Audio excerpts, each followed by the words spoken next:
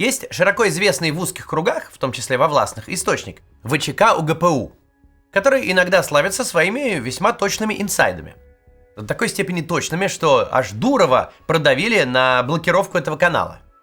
И в этом источнике появился натурально апокалиптический план Путина на войну в Европе. Там прям все совсем по жести. Предполагается, что в самое ближайшее время, в 26-28 годах, Путин попытается начать операцию по демилитаризации НАТО в Европе. Для чего будет проведена массовая мобилизация, изъяты деньги со вкладов граждан. Заявляется, что допустимые для Путина потери в такой войне до 20 миллионов человек. Если читать написанное отвлеченным взглядом, то написан там бред буйно помешанного. Но тема с войной Путина и европейского НАТО никуда не девается. И ни один серьезный эксперт, ни один внятный европейский лидер особо не спорит с тем, что возможность такой войны существует. Поэтому давайте поговорим о том, насколько вероятен описанный апокалипсис в обозримой перспективе. Прежде чем начнем, напомню, по ссылке в описании вы найдете инструкции, как можно бесплатно обойти российские блокировки. Сохраните себе эту ссылку на всякий случай.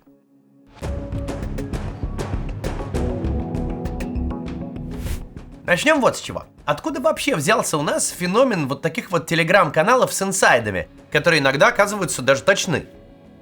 Дело в том, что свободные и разнообразные СМИ – это не выдумка проклятущих либералов, которая, мол, для того только и существует, чтобы подбивать население учинить переворот. Нет, СМИ – важная штука для большой и сложно устроенной системы, где есть много всяких властных групп и акторов, которые хотят и понимать, что происходит у других, и доносить свою позицию. Это только снаружи кажется, что вся совокупность управленческой номенклатуры, от министров и совбеза до губернаторов и олигархов, каждый день собирается в одной комнате и вместе решает, как бы им отыметь народ получше. Или что у них, не знаю, там чатик в Телеграме общий. Все говорят друг другу правду, публикуют реальную статистику и делятся тайными знаниями, которые не положено знать простым смертным. Что это как с уклонением от налогов. Что есть, мол, белая бухгалтерия, то, что уходит в телевизор, а есть черная папочка, где все друг с другом делятся реальными планами и данными. На самом деле, это, конечно, не так все.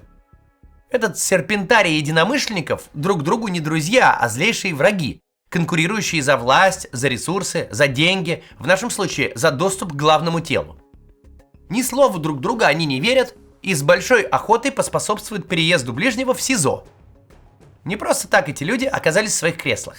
На том, чтобы обмануть, подсидеть, подставить, они собаку съели. И все друг про друга это знают. В относительно нормальной ситуации, которая была еще совсем недавно, эти люди общались между собой через СМИ. Источник коммерсанта там-то и там-то сказал то-то и то-то. В распоряжении ведомостей оказался такой-то документ. За этим стояли реальные источники, и так все и должно работать. Теперь же все СМИ поделились на две категории. Уехавшие, которые все инагенты, экстремисты, нежелательные, они по определению без доступа куда-либо. И оставшиеся, которые загнаны в такие рамки, что рерайт официальных пресс-релизов – единственный их хлеб. Потребность одних держателей власти разговаривать с другими при этом никуда не делась. Природа не терпит пустоты, и на том месте, где выкорчевали культурные породы, тут же выросли сорняки, те самые анонимные телеграм-каналы, которые не связаны ни законами, ни этикой, ни понятиями.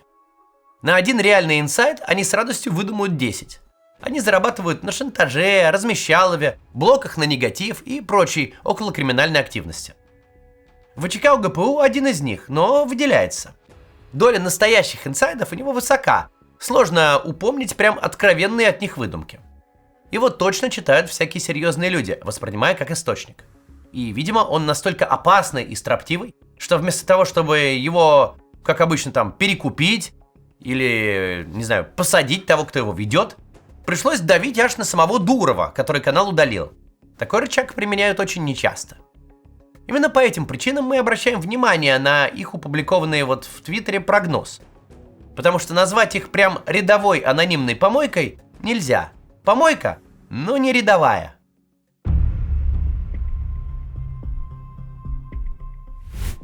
Прежде чем спорить с написанным у ВЧК УГПУ, признаем ограничение любого анализа сейчас. В августе и даже в сентябре вся бюрократическая, законодательная, бюджетная и даже военная активность приводили нас к мысли: уж как-то больно странно все сходится в одной точке. Могло показаться, будто Вся внезапно обострившаяся бурная деятельность направлена на сотворение чего-то очень масштабного и очень нехорошего в ближайшей перспективе, чуть ли не осенью этого года. В начале ноября картина совсем иная. Подробно обсудим ее, собственно, дальше. Еще возможности для анализа ограничены свойствами таких режимов, как наш.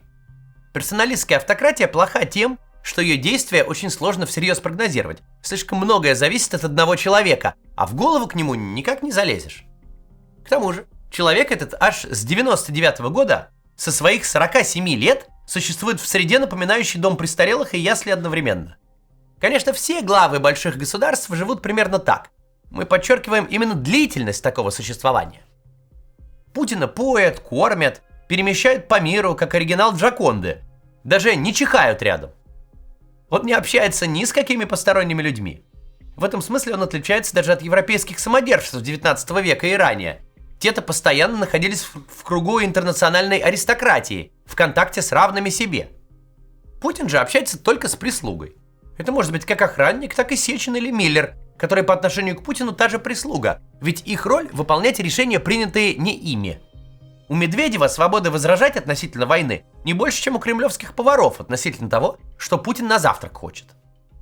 Жизнь даже просто большого чиновника – это состояние, близкое к младенчеству.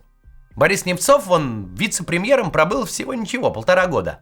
Но он описывал свой стресс после отставки вот так. Заходишь, мол, в лифт, а он не едет. Что же делать?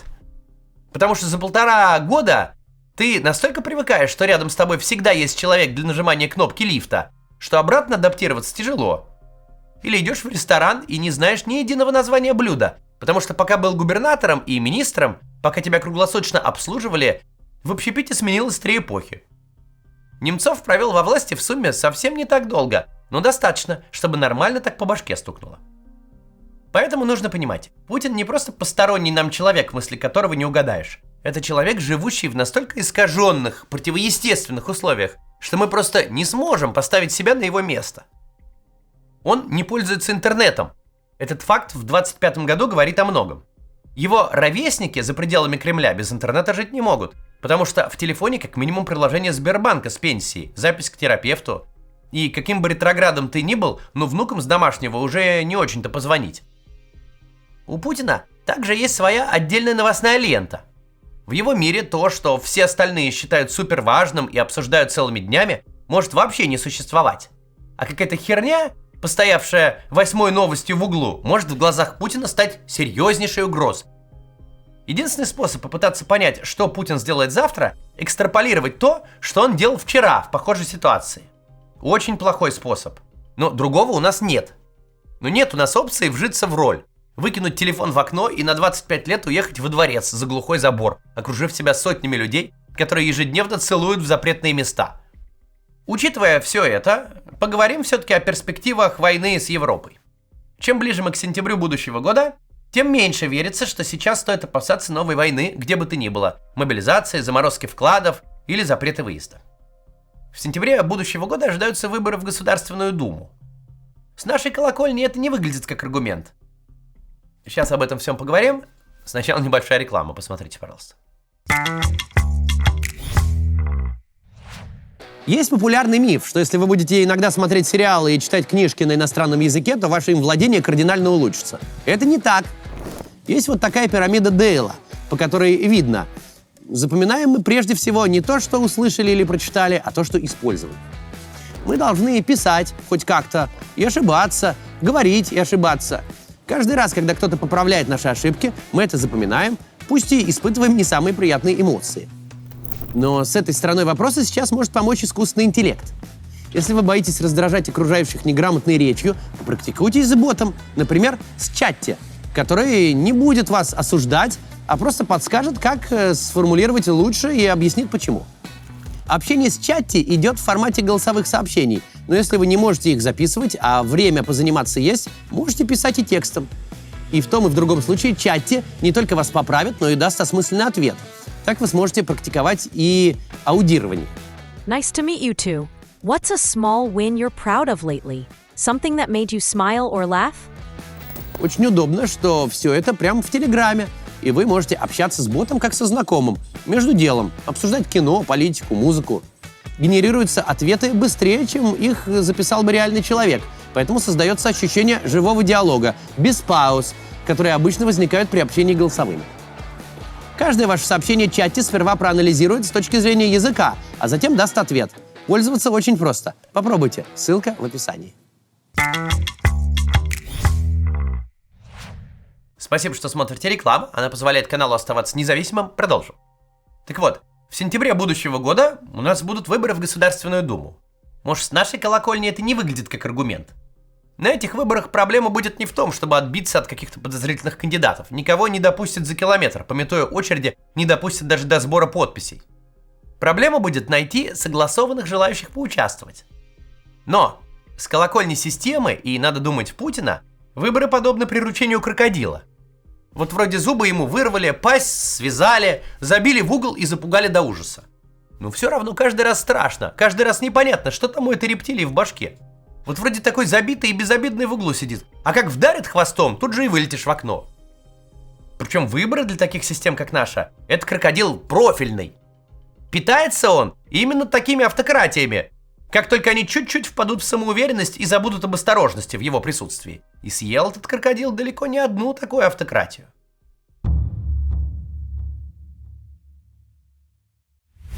Вот вроде бы нет такого человека в России, кто сегодня бы помнил и обсуждал грядущие выборы. Но в администрации президента вовсю готовятся, проводят совещания, думают о стратегии, и часть материалов этих совещаний утекает в публичный доступ. И оказывается, что не все так хорошо с рейтингом «Единой России», например. Что они в принципе не считают грядущие выборы легкой прогулкой и прогнозируют недовольство относительно социально-экономического положения. Сами выборы не предмет сегодняшнего обсуждения, мы о них еще не раз поговорим отдельно. Сейчас важно понимать вот что. Система выборов опасается, понимает наличие проблем и точно не хочет рисковать и экспериментировать. В принципе, если мы посмотрим на всю предыдущую историю, то увидим, что время непосредственно перед выборами, как минимум за год, относительно спокойное. Самый опасный период исторически наступает сразу после выборов. Тогда система выдыхает и понимает, что до будущих кампаний далеко. Тут-то все и начинается. Повышение пенсионного возраста, введение репрессивных законов, монетизация льгот, война. Первый год после президентских или парламентских выборов самый опасный. Причем для всех, и для граждан, и для элиты. Не всегда это бывает настолько немедленно и жестко, как в 24-м, когда Путин только-только пережил выборы и сразу полетели клочки по закоулочкам. Сразу стали сажать и отжимать. Руководство Минобороны почти в полном составе поехало в СИЗО, а за ними вице-губернаторы, олигархи, ректоры, зайчики в трамвайчике и кот задом наперед. Кампания репрессий элит началась слишком уж нарочито. Ее нельзя привязать ни к чему, кроме выборов. Но и в других случаях мы видим, самые жуткие и заведомо непопулярные решения откладываются на попозже. Махали кулаками на Украину в мае 21-го, но напали в феврале 22-го, когда с выборами было покончено. Если экстраполяция такого рода работает, то ничего вот прям глобального и опасного затеваться в следующие 10 месяцев вроде бы не должно. Новая война, а уж тем более мобилизация, никого не обрадует. Это огромный риск, который совмещать с выборами системе точно не нужно. Резонное замечание, которое высказывает ВЧК УГПУ, в том, что последние 2 примерно с половиной года государство последовательно выстраивает законодательную, управленческую, технологическую почву под какой-то большой неприятный шухер, связанный с массовым отловом людей. Электронные повестки, жесткие ограничения для уклонистов, создание системы единых военкоматов, сильно ограничивающей низовую коррупцию, объединение баз данных между разными ведомствами для быстрого отлова граждан. Наконец, круглогодичный призыв, который позволяет объявить мобилизацию когда угодно, не привязываясь к циклам призыва. Теперь вот Минобороны собирает вокруг себя резервистов. Когда разные части государства одновременно начинают двигаться в едином направлении, это тревожный звоночек, который нельзя игнорировать. Особенно если ответ на вопрос «зачем?» не слишком очевиден в текущих реалиях. Вроде бы война ведется с наемниками, вроде бы ясно, что только так это и может работать, что любая мобилизация будет принята в штыки. Спустя столько лет войны с мобилизацией точно будет много проблем. Сказки про один сухарик в пачке и охрану шлагбаума не ближе Хабаровского края уже не сработают. Все, кто не ушел по первой мобилизации, не пошел воевать за 3 миллиона, они прекрасно понимают, это билет в один конец, и туда им не надо. Государственная машина никогда не работает в холостую. Если законы принимаются, нормативные акты пишутся, базы собираются, значит, есть какая-то конечная цель. И то, что ее не видно, повод скорее беспокоиться, чем расслабляться. Зачем нужно строить систему, способную одним днем, безо всякого предупреждения, сделать невыездными десятки миллионов мужчин? Действительно, мысль о том, что понадобятся они не на этой войне, а на какой-то другой, не выглядит сумасшедшей.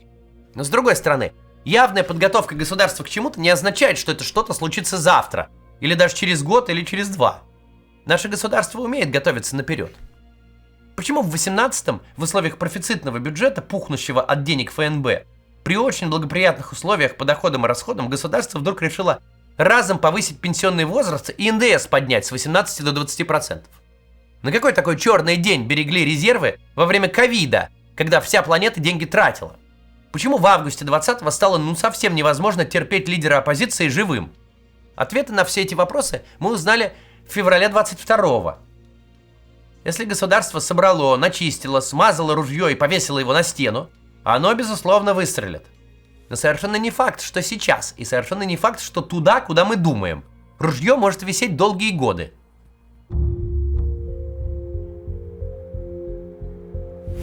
Еще один аргумент ВЧК УГПУ в том, что расходы на войну не соответствуют ее масштабу. Ежегодные вливания РФ средств, 12% всего ВВП РФ, в свое военное производство в объемах, превышающих весь ВВП Украины, нужны не для продолжения СВО, это прикрытие, а для возможной военной операции по демилитаризации стран Восточной и Центральной Европы. Конечно, тут есть вопросы к самой оценке. 12% российского ВВП – это примерно 24 триллиона рублей, больше половины всего российского федерального бюджета. Причем автор совершенно не поясняет, откуда такая цифра взялась и из чего складывается. Номинальные расходы по статье «Национальная оборона», которые вдвое ниже приведенной цифры, очевидно, не покрывают общие расходы на войну. В них нет расходов на премии за подписание контракта, например, их несут региональные бюджеты. В них нет топливного демпфера, компенсации расходов нефтяникам за удержание цен на топливо в условиях ежедневных атак на НПЗ и нефтебазы. В расходах по статье «Нацоборона» не заложены также расходы на пропаганду, а посчитать их толком невозможно, они идут по разным каналам, не только из бюджетов всех уровней, но и через госкомпании. В них не заложены убытки, связанные со списанием долгов и кредитными каникулами. Не учитывается и то обстоятельство очевидное, что ныне в Россию едут не только сотни трупов, но и тысячи молодых инвалидов, которые будут получать пенсии. Реальные расходы на войну зашиты буквально в каждую статью и федерального, и региональных, и местных бюджетов, а еще внебюджетные фонды и средства госкомпаний. Расходы на лечение раненых – это тоже расходы на войну. Вряд ли кто-то вообще, включая Минфин, способен подсчитать общую смету, где будет отражена точная стоимость войны и военного производства.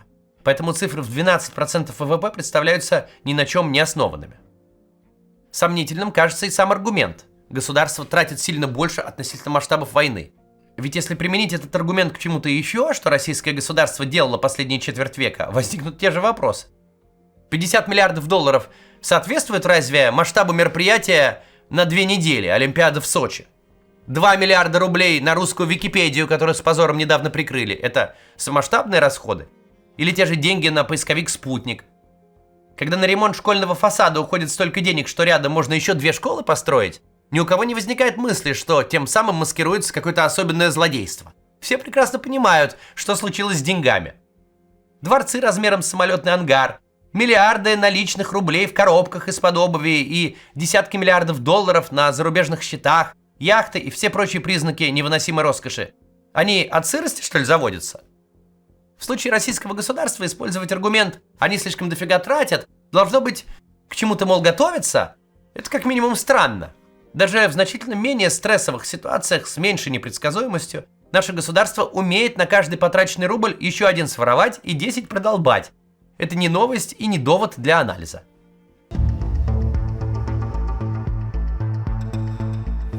Так что же ожидать-то? Понятное дело, что мы находимся в очень неприятной и нервной ситуации. Всем, включая европейские правительства, очевидно, происходящая сейчас большая война в Европе просто так не закончится. И уж точно не закончится добром. Очевидно, что малые страны НАТО в Европе для Путина в 100 раз более привлекательные противники, чем вооруженные силы Украины. Ведь с маленькими европейскими странами есть надежда получить какие-то осязаемые победы. Очевидно и то, что фигура Дональда Трампа во главе США скорее вдохновляет Владимира Путина на новые свершения. Существуют объективные сомнения, вряд ли в ближайшие 3 года Штаты будут заступаться за своих союзников. В этом году даже до самых лютых оптимистов должно было дойти. Путин не собирается останавливаться. Для него война стала образом жизни, и лишь вопрос времени, когда она перейдет в новую фазу или в новое качество. Предсказаниям апокалипсиса в данном случае сложно не сбыться. Мы смотрим, как мальчик бросил найденный на помойке газовый баллон в костер. Были такие развлечения у детей эпохи, когда Владимир Путин был ребенком, когда жестокие компьютерные игры еще не изобрели.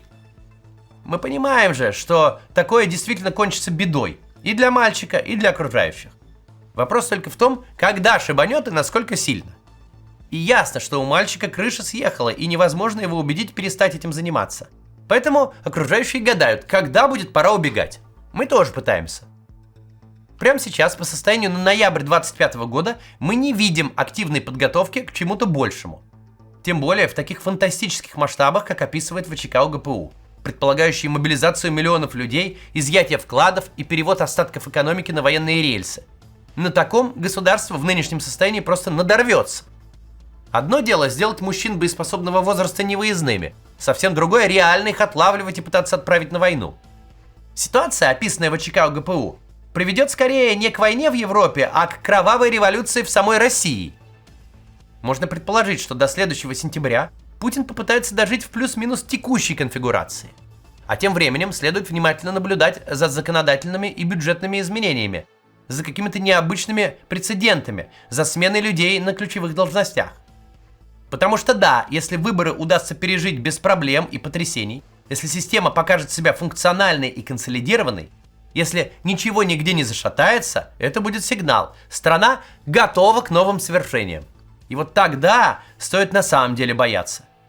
Хотя, в принципе, и сейчас стоит. До завтра.